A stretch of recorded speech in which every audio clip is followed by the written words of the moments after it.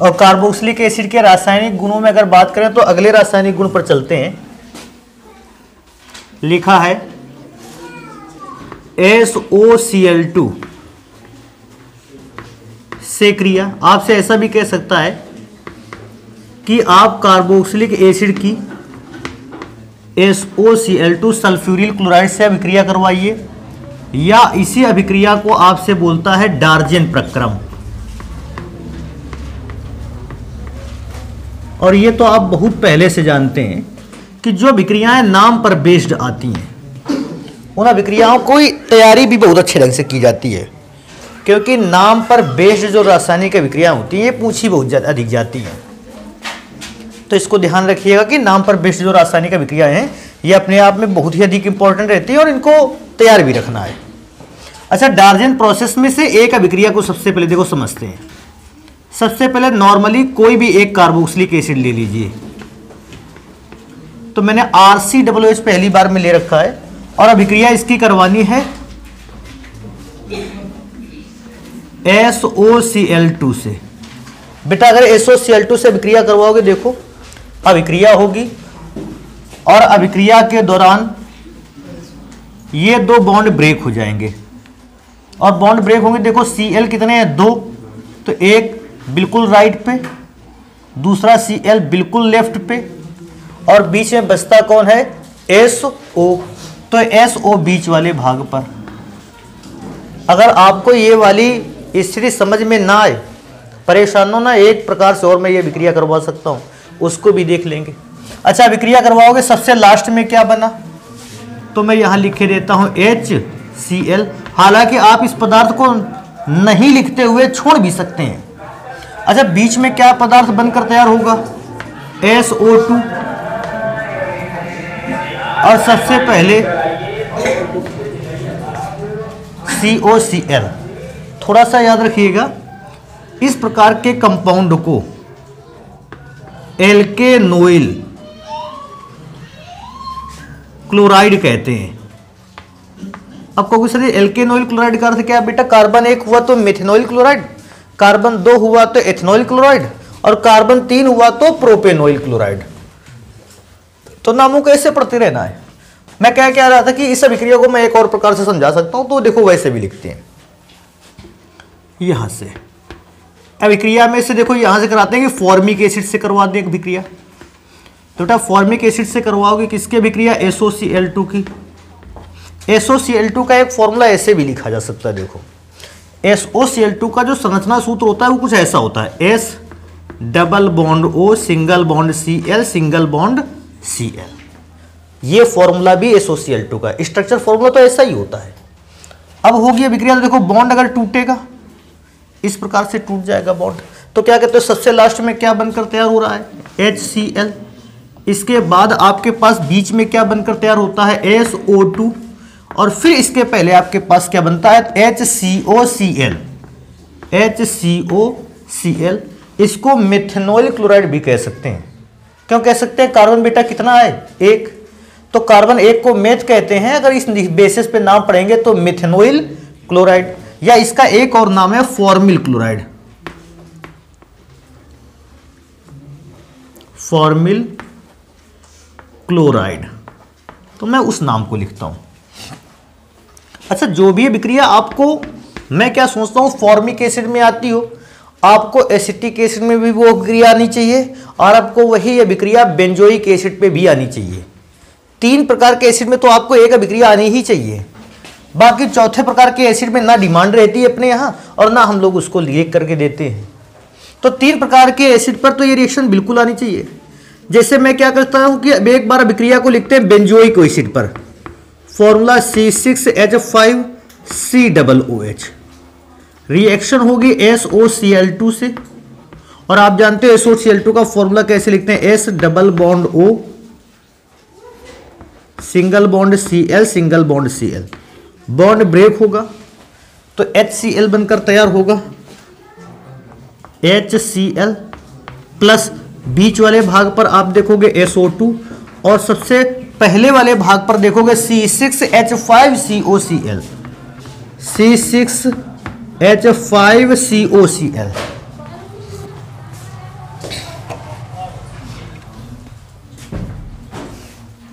इसका नाम जानते हो क्या है?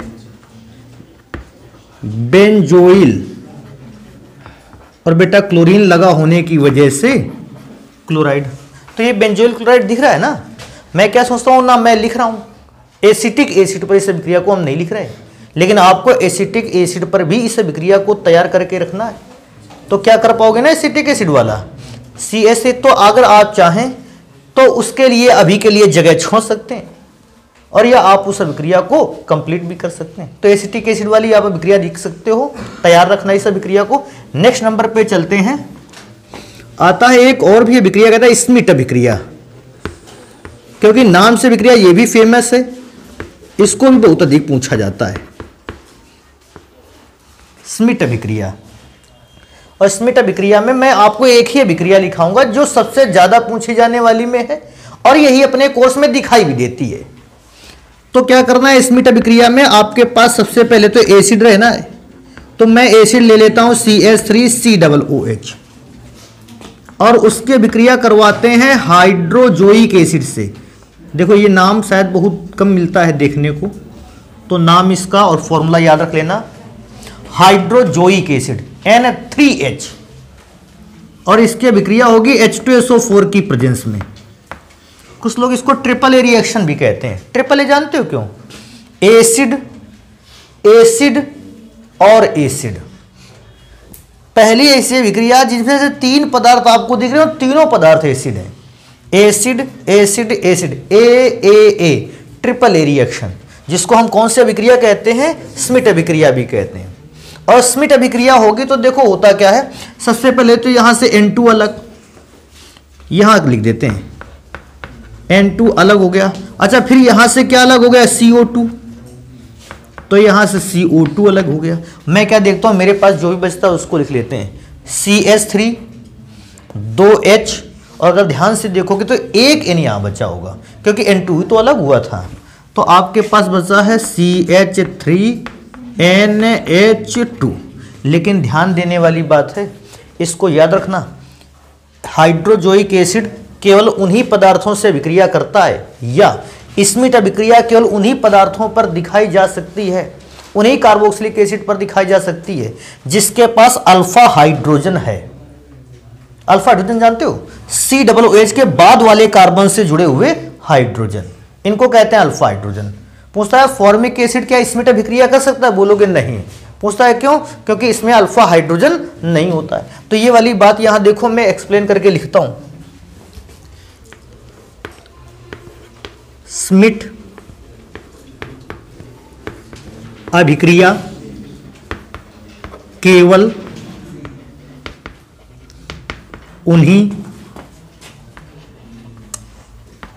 कार्बोक्सिलिक एसिड, केवल उन्हीं कार्बोक्सिलिक एसिड पर होती है जिनमें अल्फा हाइड्रोजन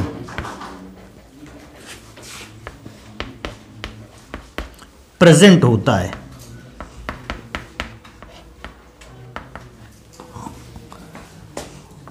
अतः ये भी बात लिख सकते हैं बेटा कि अतः फॉर्मिक एसिड पर इस अभिक्रिया को नहीं दिखाया जा सकता।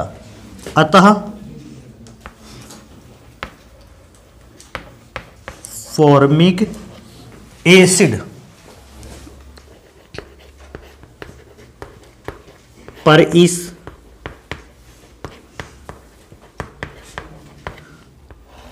अभिक्रिया को नहीं दिखा सकते।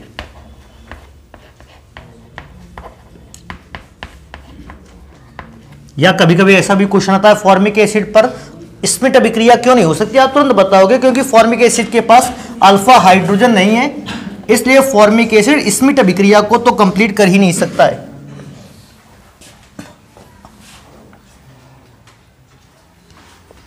नेक्स्ट नंबर पे आ जाते हैं। ये अभिक्रिया भी बहुत अधिक पूछी जाती है। नाम से तैयार रखना भैया, मैंने पहले ही कह रखा है, जिस अभिक्रिया का नाम जितना खतरनाक देखने में लगेगा, जितना अटपटा लगेगा और जितना तुमको गड़बड़ समझ में आएगा, अभिक्रिया उतनी ही ज्यादा इंपॉर्टेंट होगी। इंपॉर्टेंस को पहचानने का तरीका है रासायनिक अभिक्रिया में, खतरनाक नाम हो, कभी ना सुना जाने वाला हो, उबड़ खाबड़ नाम हो। हुंस डीकर, इसमें भैया सुनने को ही नहीं मिला ऐसा, डार्जेन। तो लेकिन रसायन विज्ञान में ऐसे अभिक्रिया बहुत सुनने को मिलती हैं। अब हुंस डीकर अभिक्रिया वैसे अगर पूरी देखी जाए तो हुंस डीकर अभिक्रिया काफी लंबी हो जाती है। तो पहली बार मैं पूरी अभिक्रिया को डिटेल में कंप्लीट करता हूं, इसके बाद मैं उस अभिक्रिया को शॉर्ट फॉर्म में लिखता रहूंगा, आप इसको समझें। कहता है हुंस डीकर अभिक्रिया कब होगी? तो बेटा हुंस डीकर अभिक्रिया तब होगी, सबसे पहले तो हमारे पास कार्बोक्सिलिक एसिड हो, और कार्बोक्सिलिक एसिड एक नहीं बल्कि कितने मोल हो? 2 मोल। और हम उसकी अभिक्रिया करवाएंगे सबसे पहले सिल्वर के ऑक्साइड से। पहला काम तो सिल्वर के ऑक्साइड से करवाओ। जानते हो तरीका क्या है? भैया तरीका नहीं जानते हो, अब जान जाओगे। क्या बात समझ पा रहे हो? दोनों HO को लेके अलग हो जाएंगे तो क्या बना डालेंगे? H2O। अच्छा यार मैं क्या सोचता हूँ, H की जगह ऊपर खाली, H की जगह नीचे भी खाली, बचा क्या आपके पास? RCOO, S तो चला गया, ऊपर वाले पर Ag लगा दो, नीचे वाले पर Ag लगा दो, तो क्या आपके पास ये पदार्थ बनकर तैयार हो रहा है? 2RCOOAg नहीं बनके तैयार हो रहा है। बस इस पदार्थ पर आप इसको 2 मत लिखो, क्योंकि अभिक्रिया के लिए 1 मोल ही काफी है। समझ पा रहे हो? बन के तैयार हो रहा है, 2 मोल लिखेंगे, कितना मोल? 1 मोल। इससे बस इतना होगा कि अगर आपके पास 2 लीटर बन के तैयार हो रहा है, आप 1 लीटर को लिख रहे हो। मात्रा पर फर्क पड़ेगा, अभिक्रिया पर कोई फर्क नहीं पड़ेगा। तो 1 मोल हम यहीं लिखेंगे। पूछता है क्यों 1 मोल सर लिखोगे?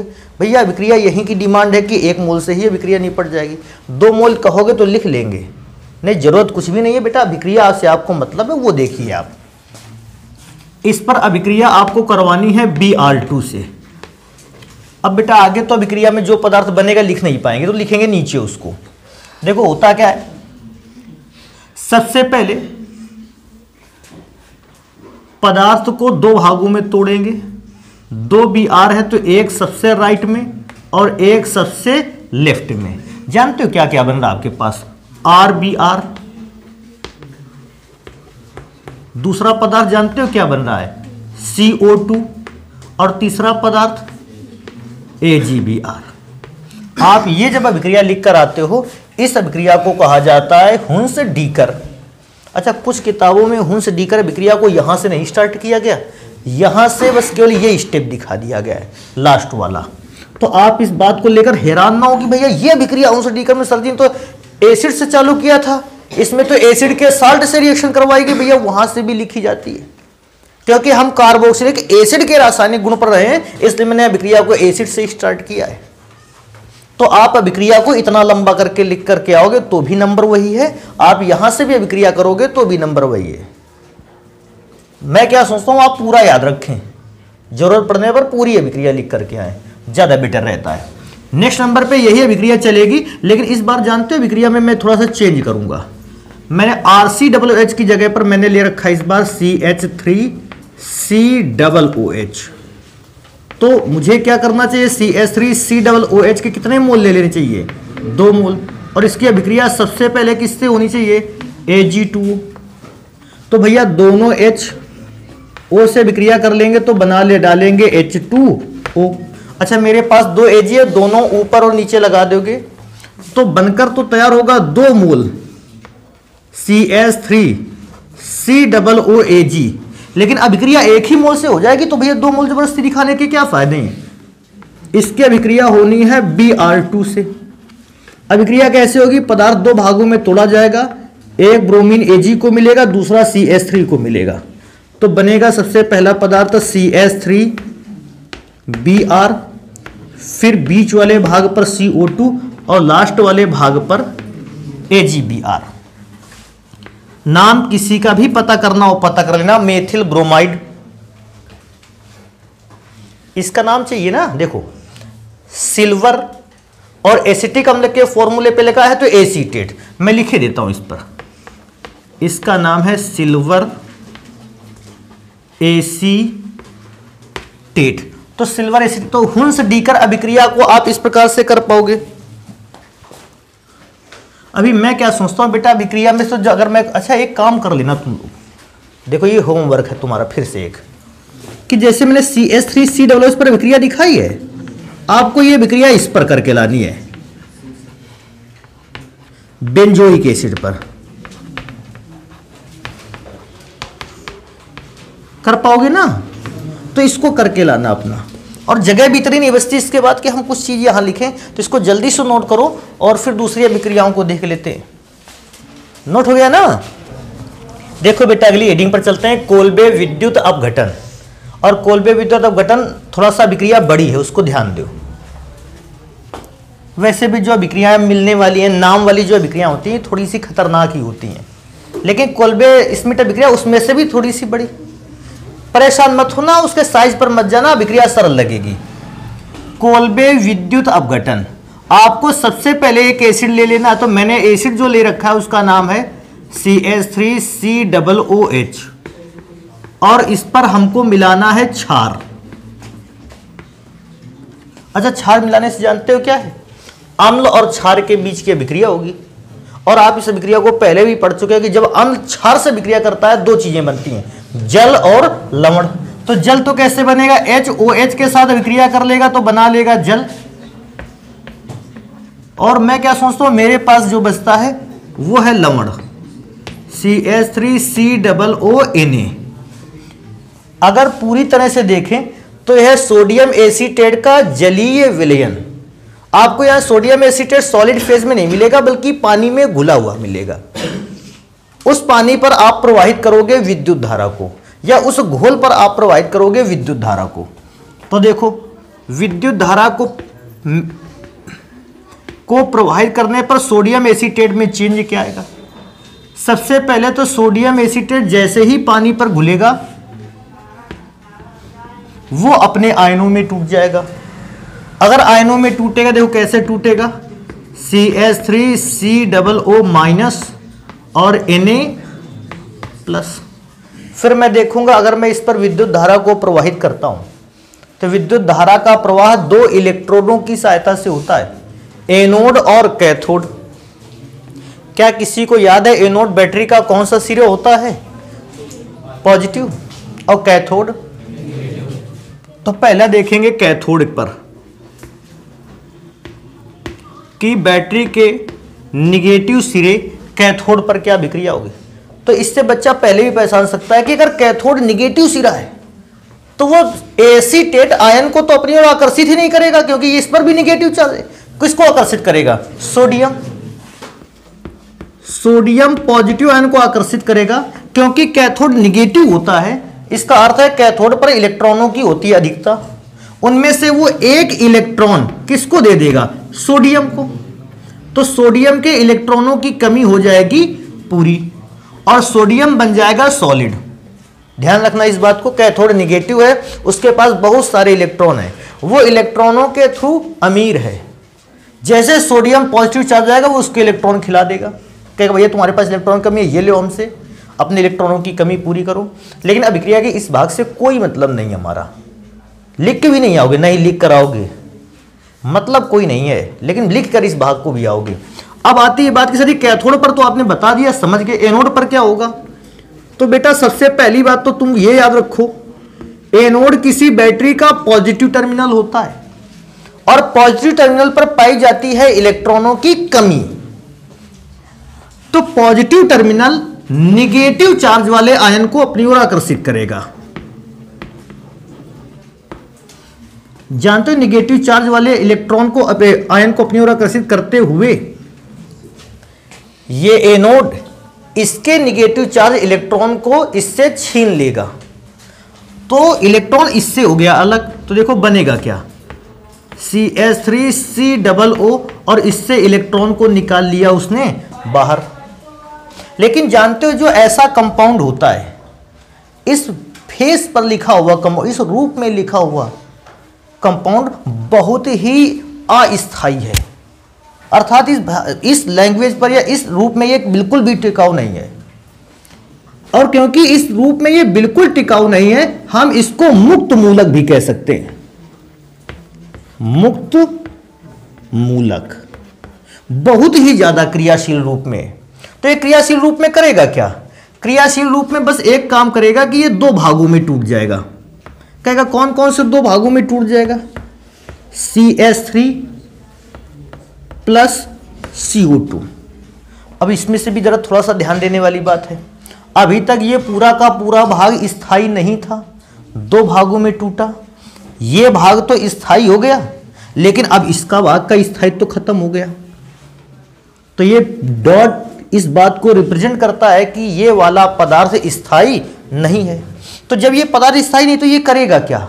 ये इंतजार करेगा इस बात का कि ऐसी ही अभिक्रिया संपन्न हो और एक दूसरा CH3 और आए मुक्त मूलक बनकर। और जानते हो, जब ऐसे ही दो CH3 आ जाते हैं मुक्त मूलक और दूसरा भी CH3 मुक्त मूलक, तो ये आपस में बॉन्ड बना लेते हैं, CH3 सिंगल बॉन्ड CH3, और तब मिलकर निर्माण होता है एथेन का।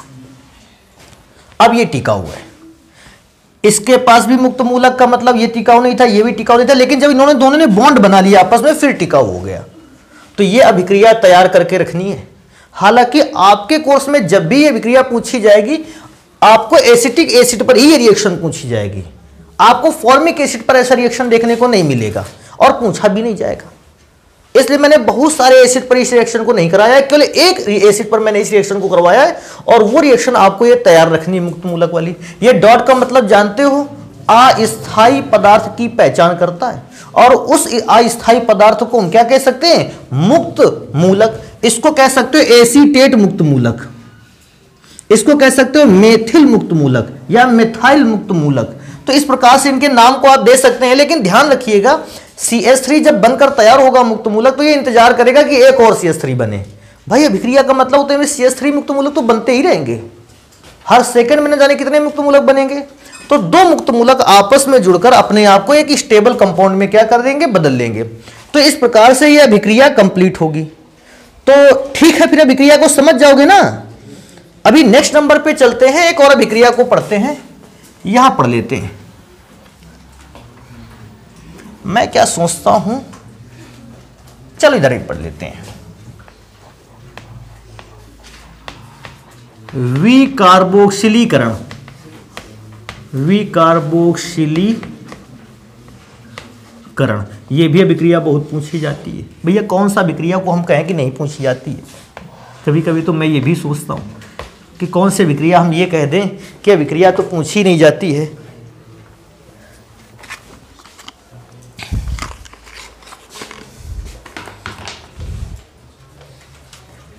तो देखो विकार्बोक्सिलीकरण में क्या होता है? विकार्बोक्सिलीकरण में आपके पास देखो होगा क्या, सबसे पहले आपके पास होगा एक कार्बोक्सिलिक एसिड, आप उसकी अभिक्रिया करवा दोगे NaOH के साथ।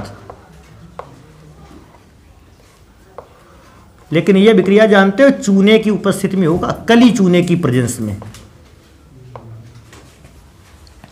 कली चूने का तो बात आज खत्म करो, बस मेनली ध्यान दो, अम्ल क्षार से विक्रिया कर रहा है ना, तो क्या ऐसा विक्रिया कभी करवाया है? क्या बना था? जल अलग हो गया था, बचा क्या था? CH3COO, यही तो बना था। इसकी अभिक्रिया फिर हम इसी पदार्थ से करवा देते हैं, NaOH CaO, ऐसा कुछ बोलते हैं। सोडियम एसीटेट सोडा लाइम के साथ अभिक्रिया करता है, लाइम का मतलब चूना, सोडा का मतलब NaOH से अभिक्रिया करता है। तो गर्म करने पर देखो होगा क्या बेटा, पदार्थ का ये भाग टूटकर अलग हो जाएगा। जानते इस भाग का पूरा नाम अगर देखा जाए क्या रहने वाला है? Sodium carbonate Na2CO3। तो मैं क्या करूंगा, उसको यहां लिखूंगा, मेरे पास पदार्थ बनकर तैयार हुआ Na2CO3 और क्या बचा? CH4 CH4 जान पाए कहां से बन के तैयार हुआ, CH3 यहां से CH। अब ये सारी बातें तो हो गई, क्या ये बात जानते हो इसका नाम विकार्बोक्सिलीकरण क्यों बना? विकार्बोक्सिलीकरण का मतलब होता है कार्बोक्सिलिक ग्रुप को समाप्त करना। देखो लास्ट में कार्बोक्सिलिक ग्रुप तो हट गया है, CH4 बना है। कार्बोक्सिलीकरण का मतलब होता है कार्बोक्सिलिक ग्रुप को लगाना, और विकार्बोक्सिलीकरण का मतलब होता है कार्बोक्सिलिक ग्रुप को हटाना। भैया हटा दिया मैंने। एक अभिक्रिया इस पे लिखेंगे और जो बहुत अच्छे ढंग से भैया तैयार करके रखना। देखो मेरे पास एक बेंजोइक एसिड है C6H5COOH, क्योंकि सर जी बाकी रिएक्शन तो हम जान गए, NaOH के साथ होना है, CaO की प्रेजेंस में सबसे पहले जल बनेगा। बहुत तरीके हैं लिखने के, ऐसे भी कोई बच्चा लिख सकता है। HOH के साथ अलग हो गया, जल बन गया। मेरे पास क्या बचा, तो मेरे पास बचा C6H5COONA। मैंने इसकी अभिक्रिया करवाई सोडा लाइम से। सोडा लाइम का मतलब है चूना, और गर्म जैसे ही किया ये वाला भाग टूटकर अलग हो गया। तो जो भाग टूटकर अलग हुआ वो था Na2CO3, और जो भाग बचा मेरे पास वो बचा C6H5 के बाद एक और तो बचा है 6। इसको क्या कहते हैं, नाम पता है किसी को इसका? बेंजीन। और इसका नाम क्या है? मेथेन। तो इस प्रकार से आप अभिक्रिया को आसानी से कर भी सकते हो। तो ये अभिक्रिया हो गई।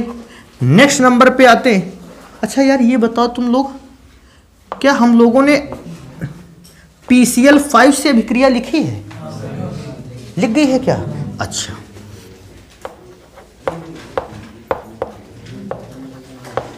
तो भैया उसके छोटे भाई से भी अभिक्रिया करवा लो। PCl3, छोटा भाई जानते हो क्यों कह दिया मैंने इसको? वो 5Cl लेके आता है, ये 3Cl, फॉस्फोरस ट्राइक्लोराइड, इसलिए मैंने उसको छोटा भाई बता दिया। भैया छोटा भाई, इससे भी अभिक्रिया करवाना सीख लो। कहोगे सर जी अभिक्रिया खतरनाक है? बिल्कुल भी नहीं। ध्यान से देखो इसको, हाँ ध्यान से देखो फिर इसको क्या है। देखो कोई भी एसिड आप ले आओ और उस एसिड को लाया जाए 3 मोल। अभिक्रिया तो 2 प्रकार से, चलो समझाते हैं। अगर इस प्रकार से नहीं समझ में आएगी, दूसरा प्रकार भी है मेरे पास। मैंने एक एसिड लिया RCOOH, जानते हो कितने मोल ले लिए? 3, और इसके अभिक्रिया करवा दी PCl3 से। देखो ध्यान से देखना इस बात को, 3 RCO 3 Cl से अभिक्रिया करेंगे। देखो 3 RCO 3 Cl से अभिक्रिया करेंगे तो RCO भी 3 है, Cl भी 3 है, तो 3 को क्या कर लेते हैं कॉमन, क्या बने जाएगा RCOCl। अच्छा जानते हो तुम्हारे पास बच क्या रहा है? फॉस्फोरस 1 और OH 3, O3 H3 P1 P1 O3 और H भी 3। या तो ऐसा लिखो, या तो जैसे अच्छा लगने के लिए लिख रहे हो तो इसको मिटाओ फिर।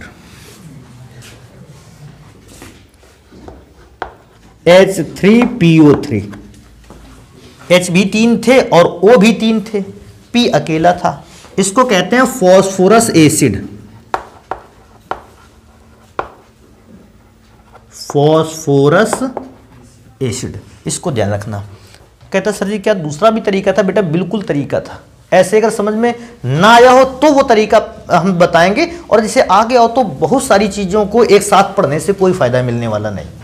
ठीक है, ना आता तो फिर वो तरीका अपनाते कि भैया इस तरह से अब अभिक्रिया को समझ लीजिए। लेकिन क्या है कि जब हमको एक ही तरीके से आ रहा है अभिक्रिया तो उसको जबरदस्ती 6 तरीके से मत लिखो।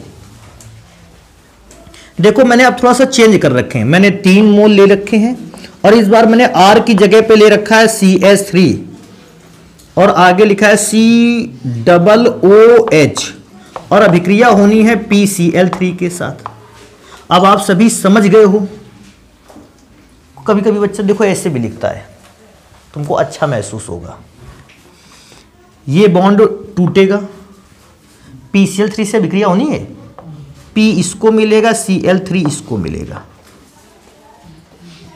अच्छा Cl3 मिलेगा तो CH3CO भी तो 3 बार है, Cl भी 3 बार हो गया, 3CH3CO Cl। अच्छा बताओ P अकेला है लेकिन 3 का गुना O पर भी है, 3 का गुना H पर भी है, तो 3 का गुना H पर भी है, 3 का गुना O पर भी है, P अकेला है, फॉस्फोरस एसिड बन गया। समझ पा रहे हो मैं क्या लिख रहा हूँ?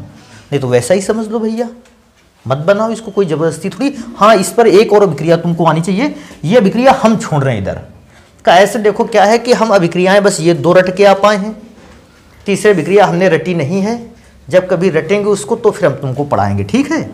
लेकिन हम इतना रटाए हैं कि अभिक्रिया में कैसे लिखना है तुमको है।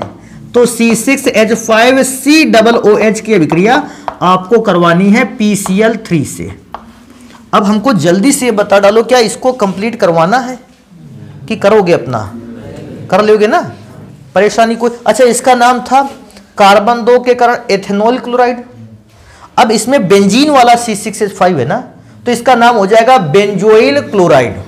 तो अपना उसको लिख लेना, जल्दी से नोट करो, 1-2 अभिक्रियाएं जो और बचती हैं उसको भी लिखें फिर हम।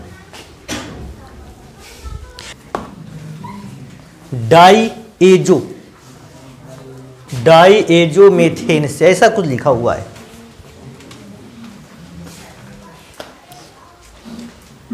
तो एक ये विक्रिया बचेगी डाईएजो मेथेन से विक्रिया, और एक और इसके बाद विक्रिया बचेगी, शायद मेरे ख्याल से फिर देखेंगे कौन सी विक्रिया बचती है, और नहीं तो हो गई है विक्रियाएं। डाईएजो मेथेन का सबसे पहले तो फॉर्मूला याद रखो, क्योंकि मेथेन का फॉर्मूला आते ही बच्चे के दिमाग में CH4 तो पहले से आ जाता है। डाईएजो मेथेन का फॉर्मूला जो है वो कुछ इस प्रकार का है, CH2N2। जानते हो डाईएजो क्यों कहा गया?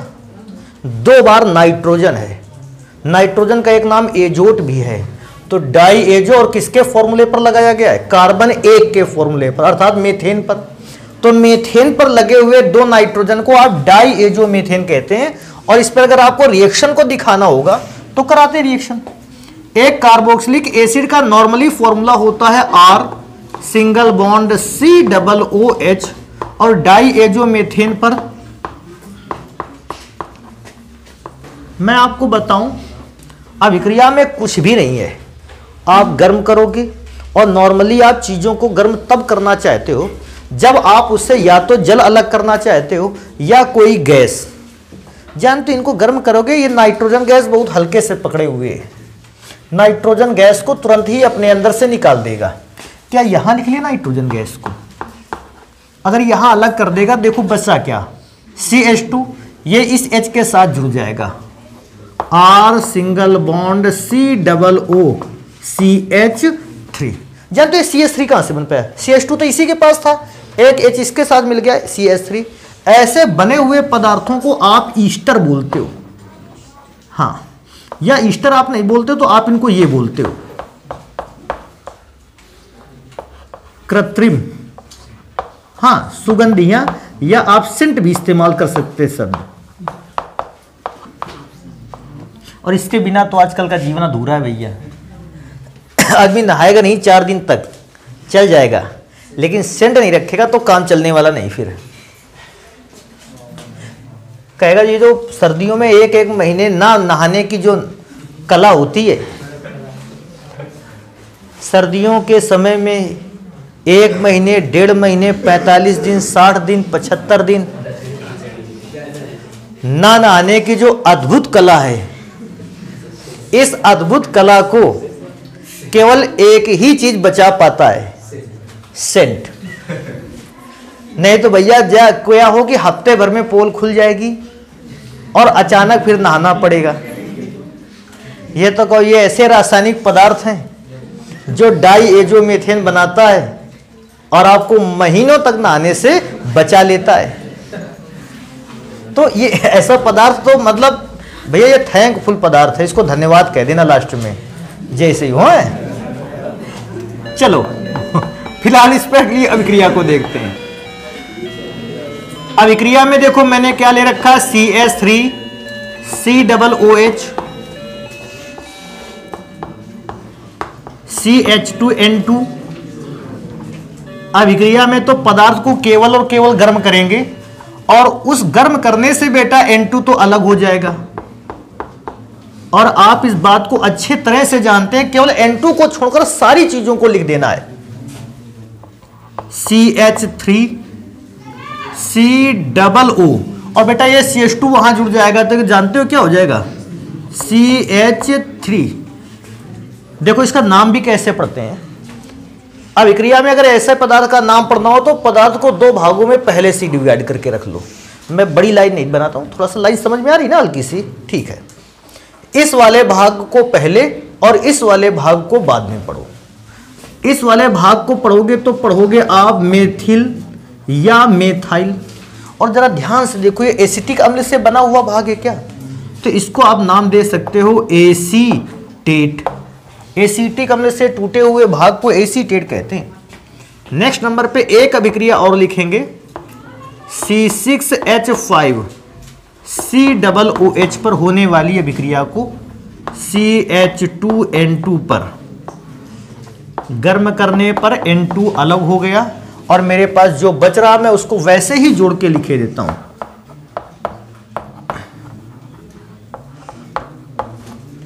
पूछेगा नाम क्या है, तो फिर उस भाग को पढ़ेंगे मेथिल बेंजोएट।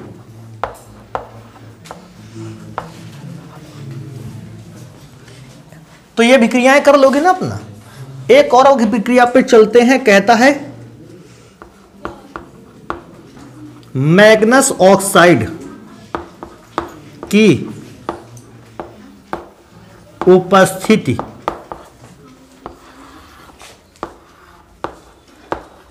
में अपघटन। इसका अर्थ क्या है भैया, अरे मैग्नस ऑक्साइड कोई पदार्थ है, उसकी उपस्थिति में आप जैसे ही एसिड को गर्म करोगे वो एसिड कई भागों में टूट जाएगा, और उस समय हम इस अभिक्रिया को कहेंगे मैग्नस ऑक्साइड की उपस्थिति में गर्म। हाँ, इसको ऐसे भी बोल सकते हो मैग्नीज ऑक्साइड, क्योंकि मैग्नीज दो प्रकार के ऑक्साइड बनाता है, एक MnO और एक MnO2। तो जब MnO2 बनता है उसको कहते हैं मैग्नीज डाई ऑक्साइड, और जब MnO बनता है इसको कहते हैं मैग्नस ऑक्साइड। क्योंकि सर अभी आपने मैग्नीज ऑक्साइड कहा था, मैग्नीज ऑक्साइड दोनों के लिए यूज किया जाता है, वो भी मैग्नीज का ऑक्साइड है, MnO2 भी, और MnO भी मैग्नीज का ऑक्साइड है। तो मैग्नीज ऑक्साइड में तो दोनों आते हैं, लेकिन मुझे मैग्नीज का MnO वाला ऑक्साइड चाहिए, MnO2 वाला नहीं चाहिए, तो ये मैग्नस ऑक्साइड है। और मैग्नस ऑक्साइड की प्रेजेंस में अगर आपको अपघटन कराना है, आप कोई भी एसिड ले आइए। हम देखो यहां से स्टार्ट करते हैं। मेरे पास सबसे पहले था एक एसिड फॉर्मिक एसिड, बेचारे इसी की अभिक्रिया सबसे कम हुई है, और इसको मैंने MnO की प्रेजेंस में गर्म किया है। क्योंकि सर ये गर्म करने से क्या हुआ, देखो बेटा शायद कुछ बातें समझ पाओ।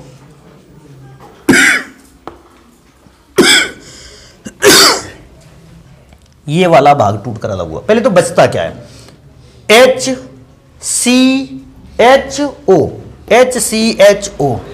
यार इसको फॉर्मेल्डिहाइड कहते थे क्या, हाँ भैया फॉर्मेल्डिहाइड कहते थे इसको, HCHO को।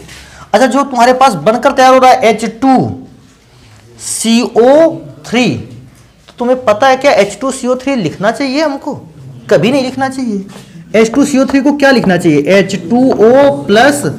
हमने कहा था पहले भी इसको लिखने से पाप पड़ेगा, किसको लिखने से, H2CO3 को। तो भैया पुण्य का काम करो, तुरंत H2 और CO2 के एक दूसरे से अलग कर दो, क्योंकि आपने गर्म भी किया है पदार्थ को, ये लो, तो आप उसको तोड़कर ही लिखे, ज्यादा बेटर रहेगा। अब मैंने थोड़ी सी अभिक्रिया को चेंज किया है, और सर जी अगर अभिक्रिया को चेंज भी करेंगे, जानते हो क्या कर पाएंगे, केवल और केवल एसिड को चेंज कर पाएंगे, और कुछ चेंज होने की हिम्मत है भी नहीं इसमें। फिर से देखो, ऊपर OH लिया गया था, नीचे COOH लिया गया था, सेम कैटेगरी पे ऊपर OH, नीचे वाले पर COOH। अगर लेंगे तो ऊपर देखो बचेगा CH3 CO CH3, CH3 CO CH3, CH3 CO CH3, और बेटा आपके पास जो ये वाला पदार्थ बचा था H2CO3, इसको आप जानते थे क्या लिखना है, H2O + CO2। ये दूसरी अभिक्रिया हो गई, एक अभिक्रिया और यहीं पर C6H5 COOH C6H5COOH Magnus oxide की प्रेजेंस में आप इसे हीट करोगे, OH COOH के साथ अलग हो जाएगा, ऊपर बनेगा C6H5CO C6H5 C6H5CO C6H5 और आपके पास जो बाकी बचकर तैयार होने वाला है वो H2 और CO2। इसको जानते हो क्या कहते हैं? मैं ऊपर से नाम लिख दूं, इसका नाम तो नहीं लिखते, फॉर्मेल्डिहाइड, इसका नाम लिखते हैं, इसका फेमस नाम लिखते हैं एसीटोन। वैसे इसका नाम कार्बन 3 होने की वजह से प्रोपेनोन भी था। इस पर बात करेंगे तो भैया ये बेंजीन है, ये भी बेंजीन है और बीच में कीटोन लगा है, तो इसके दो नाम हैं, दोनों नाम लिखें, एक ऊपर और एक नीचे। ऊपर एक इसका नाम है बेंजोफिनोन, एक तो ये नाम है, और नीचे अगर चले तो इसका एक और नाम है डाई फेनिल कीटोन। एक काम करो, इसको नोट करो, लास्ट अभिक्रिया बची है, बस उसको लिख देते, हो गया। अमोनिया से क्रिया को देखते हैं। बेटा अमोनिया से क्रिया कुछ ऐसे लिखते हैं, देखो RCOOH अभिक्रिया करेगा अमोनिया से। जैसे अमोनिया करेगा अभिक्रिया, जानते हो NH3 इसी H के साथ जुड़ जाएगा और बन जाएगा RCOONH4। इसको कहते हैं कार्बोक्सिलिक एसिड का अमोनियम लवण। अब इस अमोनियम लवण को गर्म करोगे, देखो होगा क्या। कहता सर ये हम इसको गर्म करने वाले, मैंने कहा गर्म कर दो भैया। गर्म करने पर इससे जल अलग हो जाएगा। तो जानते हो जल कैसे अलग होगा? ध्यान से देखो, एक O और 2 H अलग, क्या बचेगा? RCONH2। इससे समस्या तो नहीं है अभी तुम लोगों को, ठीक है। इसको और भी हमने गर्म किया, लेकिन बेटा जानते हो कोई भी फायदा मिला नहीं, तो हमने इसमें थोड़े से चेंज कर दिए। और जानते हो वो चेंज क्या किया? P2O5 की उपस्थिति में मैंने गर्म किया। मैंने कहा यार ऐसे अभिक्रिया हो नहीं रही, गर्म करने से कोई इफेक्ट नहीं पड़ रहा, हम इसको P2O5 की उपस्थिति में गर्म करेंगे। अगर P2O5 की उपस्थिति में गर्म करेंगे तो अभिक्रिया होगी, नहीं तो बस अभिक्रिया यहीं तक लिख करके आनी। कहां गया? यहां, सॉरी इस लाइन तक। वो अगर वहां से कहेगा कि फास्फोरस पेंटा ऑक्साइड की उपस्थिति में गर्म करने पर क्या हुआ, तो आप ये स्टेप लिखोगे, वरना कोई लिखने की जरूरत नहीं। जैसे आपसे पूछेगा क्वेश्चन ऐसे, क्या होता है जब कार्बोक्सिलिक एसिड को अमोनिया के साथ मिलाकर रखते हैं या गर्म करते हैं? तो ऑब्वियसली मिलाकर गर्म करते हैं तो अमोनियम एसीटेट बनता है या अमोनियम कार्बोक्सिलेट बनता है। फिर इसके बाद अगर तो यहीं तक छोड़ के आ जाना है, ये वाला स्टेप कर देना है गर्म करने वाले स्टेप पर। तो लेकिन आपसे कहेगा कि क्या होता है जब अमोनिया की अभिक्रिया कार्बोक्सिलिक एसिड से कराते हैं, उसे फास्फोरस पेंटाऑक्साइड की उपस्थिति में गर्म करते हैं, तो आपको फिर ये वाला स्टेप भी लिखना है। कौन सा? जो मैं अब लिखने जा रहा हूं। बेटा P2O5 भी यहां से पानी को अलग करेगा। कैसे? यहां से O अलग, यहां से H2 अलग। अगर H2O अलग हो गया, जानते हो क्या बचेगा? R single bond CN। तो ये स्टेप तो तब करना जब P2O5 का कभी वर्णन करे, ना करे मत लिख के आना उसको, कहे तो ही उसको लिख कर आना। क्या कहे? P2O5 वाली बात। हाँ, इस पर अभिक्रिया को दिखा देते हैं। CH3COOH पर अभिक्रिया हुई अमोनिया की। आप गर्म का निशान बनाओगे तो भी ठीक है, नहीं बनाओगे तो भी ठीक है। अमोनिया वैसे भी अभिक्रिया कर लेगा एसिड से, क्योंकि अमोनिया भी हाइड्रोजन बॉन्ड बनाता है, एसिड भी हाइड्रोजन बॉन्ड बनाता है, अभिक्रिया तुरंत हो जाएगी और बनकर तैयार होगा CH3COONH4। कोई पूछेगा इसका नाम क्या है? अमोनियम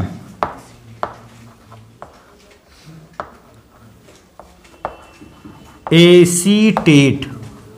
और बेटा फिर इसको मैंने केवल गर्म किया तो इससे जल अलग हुआ, क्योंकि जल कैसे अलग हुआ? ये O और 2 H लेके अलग हो गया H2O।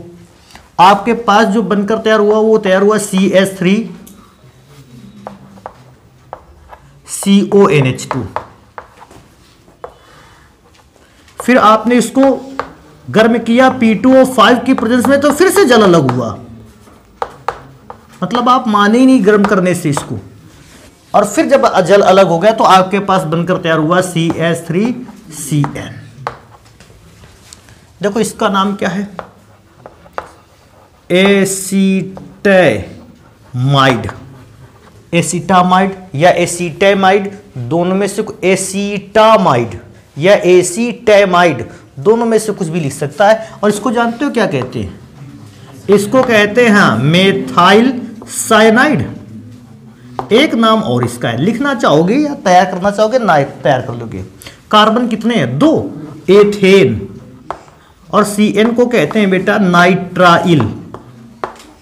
Nitrile, NITRILE। ठीक है विक्रिया। बहुत ज़्यादा जैसे खुश हो करना चाहो तो बेंजोइक एसिड पर ऐसे विक्रिया को देख सकते हैं आप, क्योंकि मैंने देखा है ये विक्रिया बेंजोइक एसिड में भी बहुत पूछी गई है।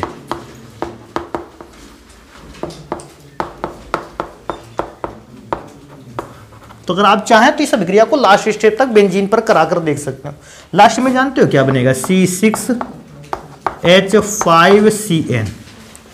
यहां इसको करोगे, इसको करते चले जाओगे। इसको कहेंगे फेनिल साइनाइड, या इसका एक और नाम है साइनोबेंजीन, ऐसा भी आप इसको पढ़ सकते हैं। तो ये हो गए रासायनिक गुण। अभी अगली क्लास में पढ़ेंगे कि अम्लों और क्षारों की सामर्थ्यता क्या है।